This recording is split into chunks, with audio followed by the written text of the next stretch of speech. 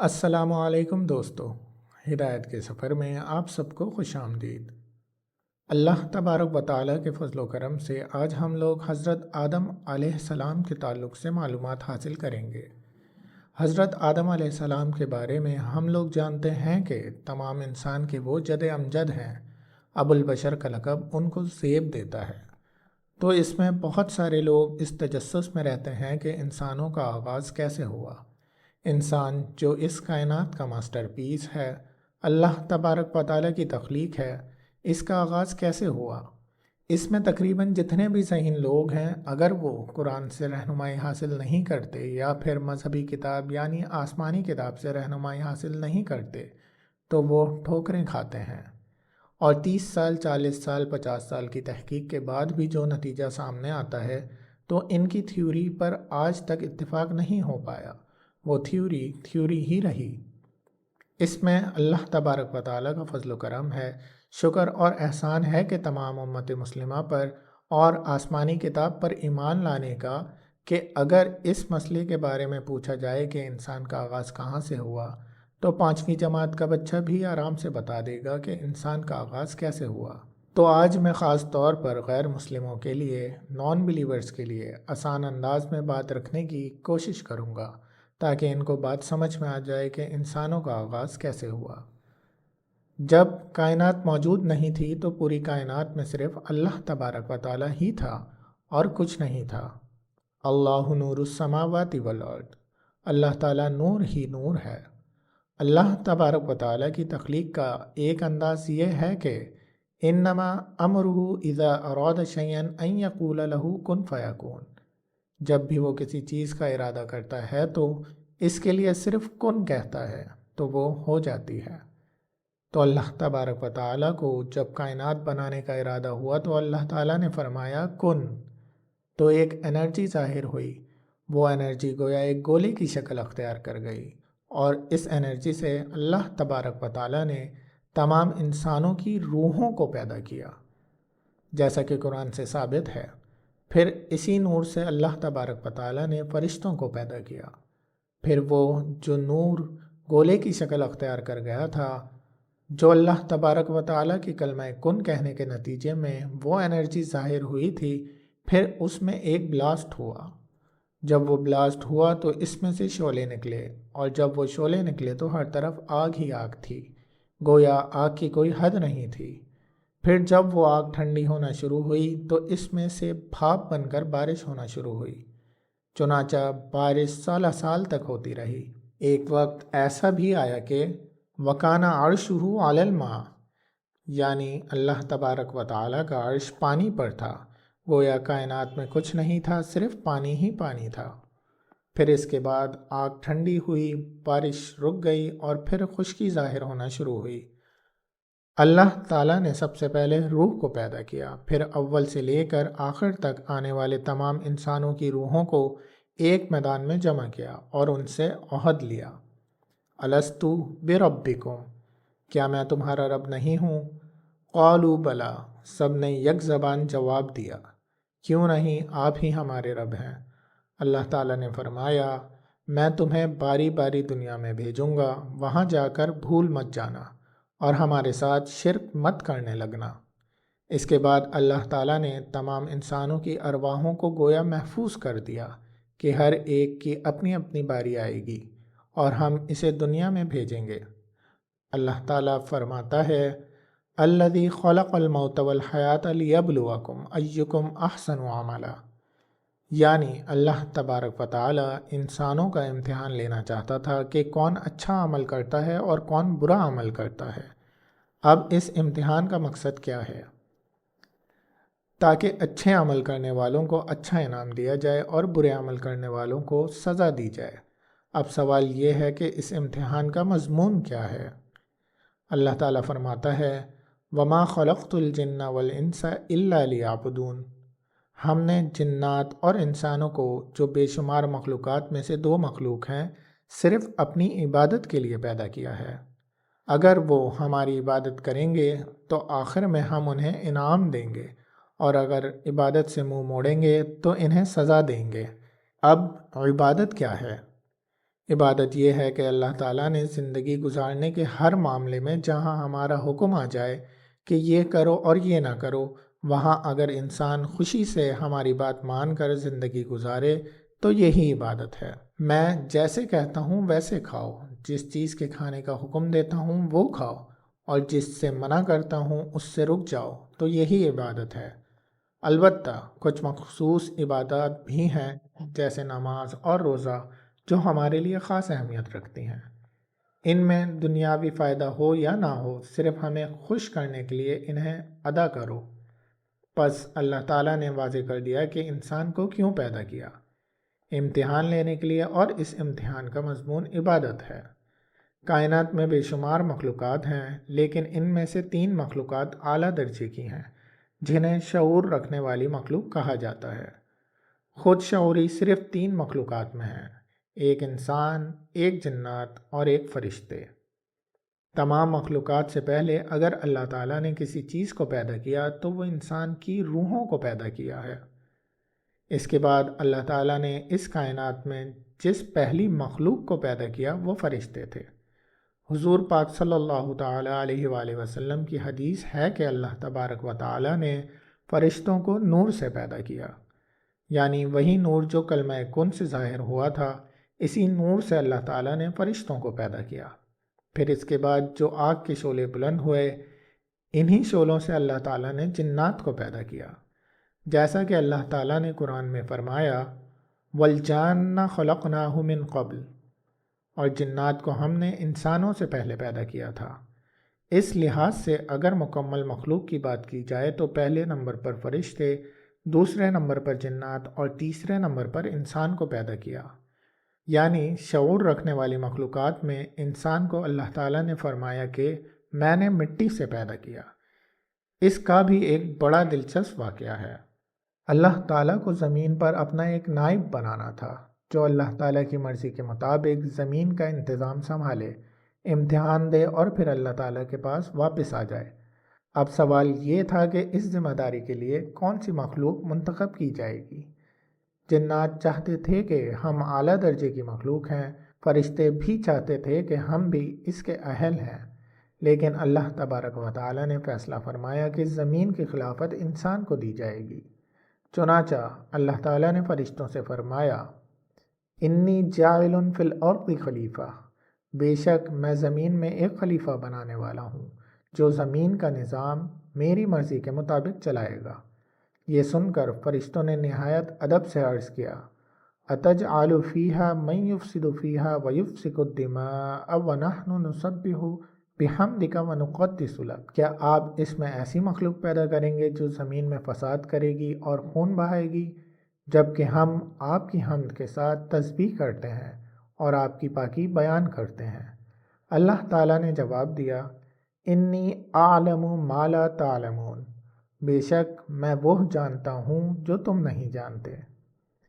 انہی میں فرعون، نمرود، حامان، شاداد اور ابو جہل جیسے لوگ بھی ہوں گے، لیکن انہی میں ابراہیم علیہ السلام، نوح علیہ السلام، موسیٰ علیہ السلام، عیسیٰ علیہ السلام اور دوسرے انبیاء کرام علیہم السلام بھی ہوں گے۔ اللہ تبارک و تعالیٰ نے کائنات کی تمام چیزوں کے نام حضرت آدم علیہ السلام کو سکھا دیے۔ جب اللہ تعالیٰ نے سب کچھ سکھا دیا تو اس کے بعد فرشتوں سے فرمایا کہ اگر تم اپنے خیال میں اس ذمہ داری کے زیادہ حقدار ہو تو ان تمام چیزوں کے نام بتاؤ۔ یعنی زمین کے انتظام کی بات ہے، اس کا نائب کون بن سکتا ہے؟ فرشتے نام نہ بتا سکے۔ پہاڑ کے فرشتوں کو صرف پہاڑ کا نام معلوم تھا، پانی کے فرشتے کو صرف پانی کا نام معلوم تھا، زمین کے فرشتے کو صرف زمین کا نام معلوم تھا، کیونکہ فرشتوں کو محدود دائرۂ علم دیا گیا تھا۔ پھر حضرت آدم علیہ السلام سے پوچھا گیا، انہوں نے فوراً تمام چیزوں کے نام بتا دیے، یہ زمین ہے، یہ آسمان ہے، یہ پہاڑ ہے، یہ دریا ہے، یہ سمندر ہے اور یہ دوسری تمام چیزیں ہیں۔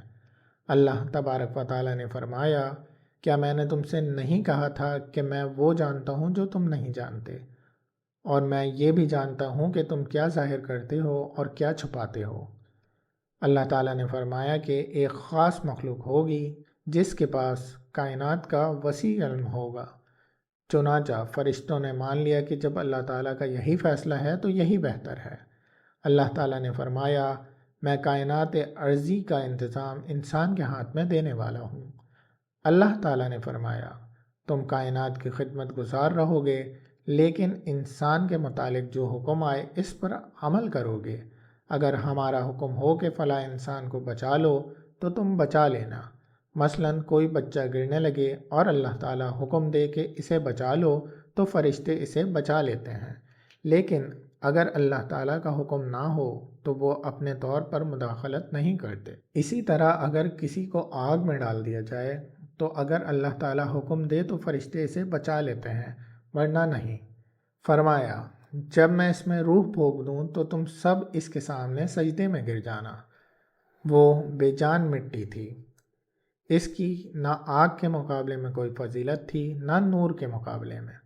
لیکن اللہ تعالیٰ نے فرمایا، جب میں اس کا ڈھانچہ مکمل کر دوں پھر اس میں اپنی طرف سے روح پھونک دوں تو تم اس کے سامنے سجدے میں گر جانا۔ 40 سال تک وہ ڈھانچہ اسی طرح پڑا رہا، لیکن اس وقت تک کسی کو سجدہ کرنے کا حکم نہیں تھا۔ اصل تعظیم اس ربانی روح کی تھی جو اس میں پھونکی جانے والی تھی۔ پس جیسے ہی اللہ تبارک و تعالی نے حضرت آدم علیہ السلام کے جسم میں روح پھونکی، یعنی حضرت آدم علیہ السلام کی وہ روح جو پہلے سے محفوظ تھی اس جسم میں داخل کی گئی تو تمام فرشتے سجدے میں گر گئے۔ سب کے سب سجدے میں گر گئے، جن میں حضرت جبرائیل علیہ السلام، حضرت میکائیل علیہ السلام، حضرت اسرافیل علیہ السلام اور دوسرے تمام فرشتے بھی شامل تھے، بغیر کسی استثناء کے، سوائے ابلیس کے۔ الا ابلیس نے سجدہ نہیں کیا۔ کانا من الجن، کیونکہ وہ جنات میں سے تھا۔ اگرچہ وہ جن تھا لیکن مسلسل عبادت کرتے کرتے فرشتوں کی صف میں شامل ہو چکا تھا۔ جب اعلیٰ درجے کی مخلوق کو سجدے کا حکم دیا گیا تو نچلے درجے والوں پر بھی وہ حکم لاگو ہو گیا، لیکن وہ اپنی جگہ کھڑا رہا۔ ابا واستکبر وکان من الکافرین، اس نے انکار کیا، تکبر کیا اور کافروں میں سے ہو گیا۔ پھر اللہ تعالیٰ نے اس سے فرمایا، ما منعک الا تسجد، جب میں نے تمہیں حکم دیا تھا تو تمہیں کس چیز نے سجدہ کرنے سے روکا؟ ابلیس نے دلیل دی، انا خیر منہ، میں اس سے بہتر ہوں، خلقتنی من نار وخلقتہ من طین، آپ نے مجھے آگ سے پیدا کیا اور اسے مٹی سے پیدا کیا ہے، لہٰذا آگ افضل ہے تو افضل کمتر کے سامنے سجدہ کیسے کرے؟ لیکن ابلیس نے اصل بات پر غور ہی نہیں کیا۔ اللہ تعالیٰ نے فرمایا، فَإِذَا سَوَّيْتُهُ وَنَفَخْتُ فِيهِ مِن رُوحِي فَقَعُوا لَهُ سَاجِدِينَ، جب میں اس کا ڈھانچہ مکمل کر دوں اور اس میں اپنی روح پھونک دوں تو تم سب اس کے سامنے سجدے میں گر جانا۔ وہ روح تو سب سے پہلے پیدا کی گئی تھی اور اللہ تعالیٰ نے اسے اپنے نور سے پیدا فرمایا تھا، لہٰذا وہ تمہاری آگ سے کہیں زیادہ بلند اور اعلیٰ تھی۔ لیکن ابلیس نے صرف مٹی اور آگ کا موازنہ کیا، روح کی حقیقت کو نظر انداز کر دیا۔ پھر بھی اگر روح کا معاملہ نہ بھی ہوتا تب بھی اللہ کا حکم تو موجود تھا۔ اللہ تعالیٰ نے فرمایا، یہاں سے نکل جا، تجھے یہاں تکبر کرنے کا کوئی حق نہیں۔ جب اللہ تعالیٰ نے اسے نکل جانے کا حکم دیا تو اس نے کہا، مجھے قیامت تک مہلت دے دیجیے، میں یہ ثابت کر دوں گا کہ زمین کی خلافت کے یہ اہل نہیں ہیں۔ میں انہیں اتنی نافرمانی پر آمادہ کروں گا کہ آپ خود ان سے ناراض ہو جائیں گے اور ثابت ہو جائے گا کہ انہیں یہ منصب نہیں ملنا چاہیے تھا۔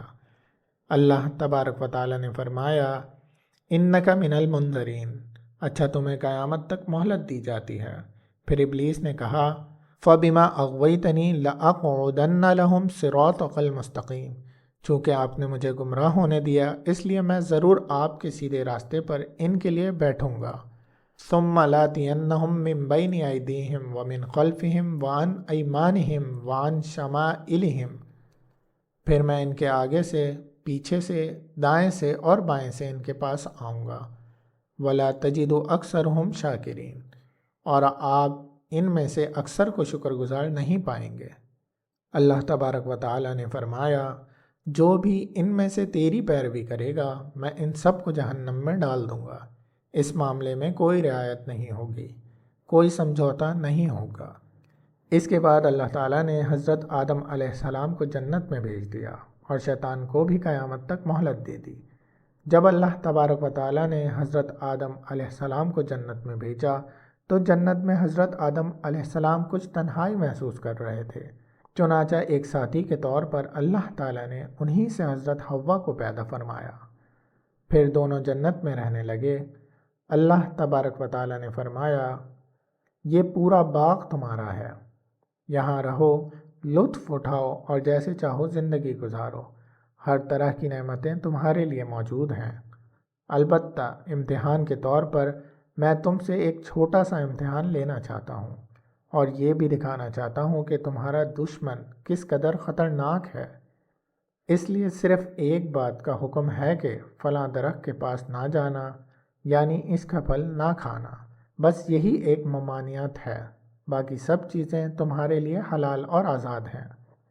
اب شیطان کو صرف ایک ہی موقع دیا گیا کہ وہ اس ایک درخت کے ذریعے انہیں بہکانے کی کوشش کرے، باقی تو حضرت آدم علیہ السلام اور حضرت حوا علیہ السلام کو ہر چیز سے فائدہ اٹھانے کی اجازت تھی۔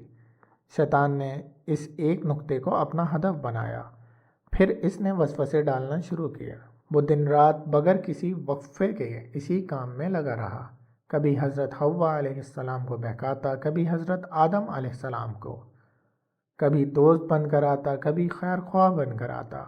آخرکار اس نے کہا، دیکھو، اللہ تعالیٰ نے تمہیں اس درخت سے اس لیے منع کیا ہے کہ اگر تم دونوں اس کا پھل کھا لو گے تو یا تو فرشتے بن جاؤ گے یا ہمیشہ ہمیشہ کے لیے جنت میں رہ جاؤ گے۔ اللہ تعالیٰ نہیں چاہتا کہ تم ہمیشہ جنت میں رہو اور نہ یہ چاہتا ہے کہ تم فرشتے بن جاؤ، اس لیے اس نے تمہیں اس درخت سے روکا ہے۔ اگر تم اس کا پھل کھا لو گے تو ہمیشہ کی زندگی حاصل کر لو گے۔ انسان نے یہ سوچا کہ اگر ہمیشہ ہمیشہ کے لیے جنت مل جائے تو اس سے بہتر کیا ہو سکتا ہے۔ عام طور پر عیسائیوں کا یہ عقیدہ بیان کیا جاتا ہے کہ شیطان نے پہلے حضرت حوا علیہ السلام کو اپنے قابو میں کیا، پھر حضرت حوا علیہ السلام نے حضرت آدم علیہ السلام کو آمادہ کیا۔ اس لیے وہ کہتے ہیں کہ ایول کا تعلق حضرت حوا سے ہے، لیکن قرآن کا بیان اس سے مختلف ہے۔ قرآن یہ نہیں کہتا کہ صرف حضرت حوا علیہ السلام نے یہ کیا، بلکہ اگر کسی جگہ کسی ایک کا ذکر بھی آیا ہے تو اللہ تعالیٰ نے حضرت آدم علیہ السلام کا ذکر فرمایا ہے۔ وَلَمْ نَجِدْ لَهُ عَزْمًا، یعنی اس موقع پر حضرت آدم علیہ السلام سے وہ مضبوط عزم ظاہر نہ ہو سکا۔ چنانچہ دونوں نے جب اس درخت کا پھل چکھ لیا تو سب سے پہلی سزا یہ ملی کہ جنت کا لباس ان سے چھین لیا گیا، دونوں بے لباس ہو گئے۔ اس کے بعد انہیں اپنی غلطی کا شدید احساس ہوا۔ سب سے پہلے ان کے دل میں یہ خیال آیا کہ اپنی شرمگاہوں کو چھپایا جائے، لیکن وہاں کوئی چیز موجود نہ تھی، تو انہوں نے درختوں کے بڑے بڑے پتوں کو جوڑ کر اپنے جسم کو ڈھانپنا شروع کر دیا۔ اللہ تعالیٰ نے اس واقعے کے ذریعے بتایا کہ انسان کی فطرت میں حیا رکھی گئی ہے۔ انسان اپنے جسم کی مخصوص جگہوں کو چھپانا چاہتا ہے۔ آج بھی آپ دیکھتے ہیں کہ مغرب کتنا ہی بے حیا کیوں نہ ہو جائے، پھر بھی کچھ نہ کچھ پردے کا لحاظ ضرور رکھا جاتا ہے۔ جب ندامت ہوئی، جنت کا لباس بھی چھن گیا اور کچھ باقی نہ رہا، تو حضرت آدم علیہ السلام اور حضرت حوا علیہ السلام کی آنکھوں سے ندامت کے آنسو جاری ہو گئے۔ تب اللہ تبارک و تعالیٰ نے انہیں تنبیہ فرمائی، الم انہکما عن تلکما الشجرہ، کیا میں نے تم دونوں کو اس درخت سے منع نہیں کیا تھا؟ وَأَقُلْ لَكُمَا إِنَّ الشَّيْطَانَ لَكُمَا عَدُوٌّ مُّبِينٌ، اور کیا میں نے تمہیں نہیں بتایا تھا کہ شیطان تم دونوں کا کھلا دشمن ہے، اس کی باتوں میں نہ آنا۔ لیکن اب غلطی ہو چکی تھی اور دونوں سخت نادم تھے۔ ان کے پاس اللہ تعالیٰ سے معافی مانگنے کے لیے الفاظ بھی نہیں تھے۔ وہ سمجھ نہیں پا رہے تھے کہ اپنے رب کے سامنے اپنی غلطی کا اعتراف کس طرح کریں۔ تب اللہ تعالیٰ نے خود انہیں توبہ کے الفاظ سکھا دیے، یعنی حضرت آدم علیہ السلام نے اپنے رب سے چند کلمات سیکھ لیے جن کے ذریعے وہ توبہ کر سکیں۔ وہ کلمات یہ تھے، ربنا ظلمنا انفسنا وان لم تغفر لنا وترحمنا لنکونن من الخاسرین، اے ہمارے رب، ہم نے اپنی جانوں پر ظلم کیا، اور اگر تو نے ہمیں معاف نہ کیا اور ہم پر رحم نہ فرمایا تو یقیناً ہم خسارہ پانے والوں میں سے ہو جائیں گے۔ یہ دعا اتنی مؤثر تھی کہ اللہ تبارک و تعالیٰ نے فوراً اسے قبول فرما لیا۔ قرآن میں دو ایسی دعائیں ہیں جو خطا اور توبے کے موقع پر بہت عظیم ہیں۔ ایک حضرت یونس علیہ السلام کی دعا ہے جب وہ مچھلی کے پیٹ میں تھے، لا الہ الا انت سبحانک انی کنت من الظالمین، تیرے سوا کوئی معبود نہیں، تو ہر عیب سے پاک ہے، بے شک میں ہی ظالموں میں سے تھا۔ یہاں اکثر لوگ اپنی غلطی ماننے سے گریز کرتے ہیں، لیکن قرآن کا انداز یہ ہے کہ غلطی سے پاک صرف اللہ تعالیٰ کی ذات ہے۔ حضرت آدم علیہ السلام نے بھی اپنی غلطی تسلیم کی اور حضرت یونس علیہ السلام نے بھی۔ اللہ تبارک و تعالیٰ نے فرمایا کہ یہ سب ایک عملی مثال تھی تاکہ تمہیں معلوم ہو جائے کہ تمہارا دشمن یعنی شیطان کتنا خطرناک ہے۔ اب تم لوگوں کو میں زمین پر بھیجوں گا جہاں تمہیں خلافت عرضی دی جائے گی، وہاں ہزاروں چیزیں تمہارے لیے جائز ہوں گی اور ہزاروں چیزیں ممنوع ہوں گی، تمہیں جائز چیزوں پر عمل کرنا ہوگا اور ممنوع چیزوں سے رکنا ہوگا۔ اب یقیناً شیطان کے بہکانے کے مواقع بھی زیادہ ہوں گے اور تمہارا امتحان بھی پہلے سے زیادہ سخت ہوگا۔ تم ایک امتحان میں لغزش کھا چکے ہو، لیکن اگر دنیا کے امتحان میں یہ ثابت کر دو کہ تم فرما بردار ہو اور شیطان کے دھوکے میں نہیں آتے تو میں تمہیں اسی جنت میں دوبارہ داخل کر دوں گا جہاں سے تمہیں نکالا گیا ہے۔ اس لیے دنیا کی یہ مختصر زندگی تمہارا امتحان ہے۔ اللہ تعالیٰ نے ابتدائی لوگوں کا امتحان نسبتاً آسان رکھا تھا کیونکہ برائی کے راستے بہت محدود تھے، اسی لیے انہیں لمبی عمریں عطا کی گئیں۔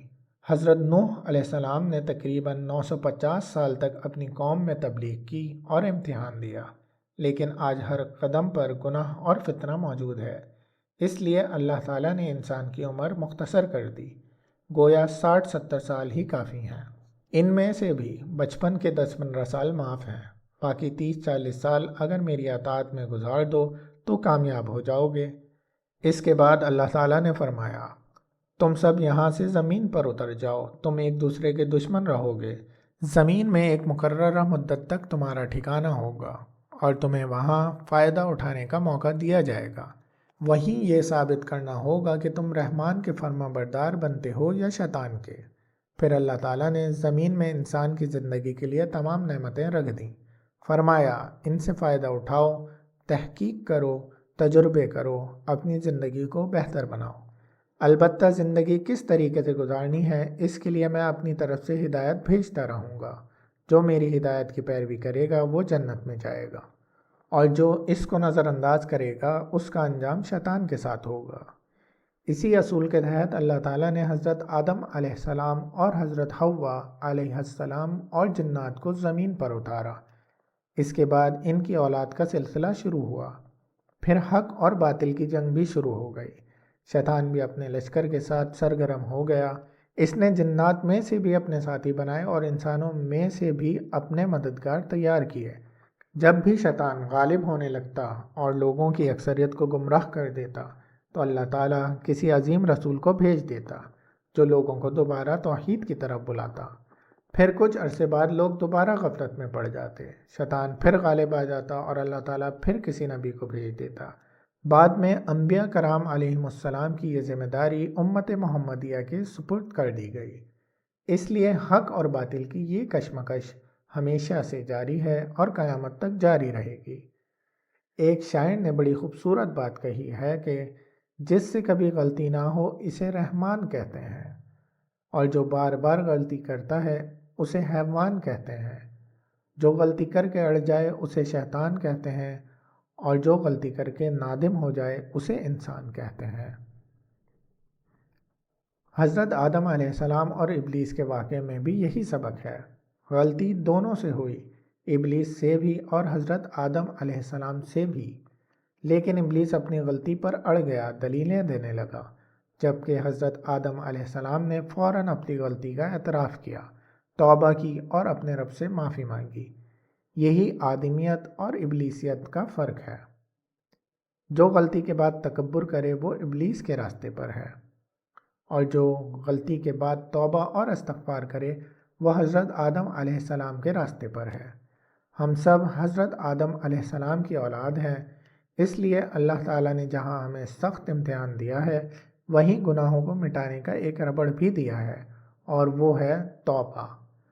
جیسے چھوٹے بچے لکھتے ہوئے غلطی کر دیں تو انہیں ربڑ دیا جاتا ہے کہ مٹا کر دوبارہ صحیح لکھ لو۔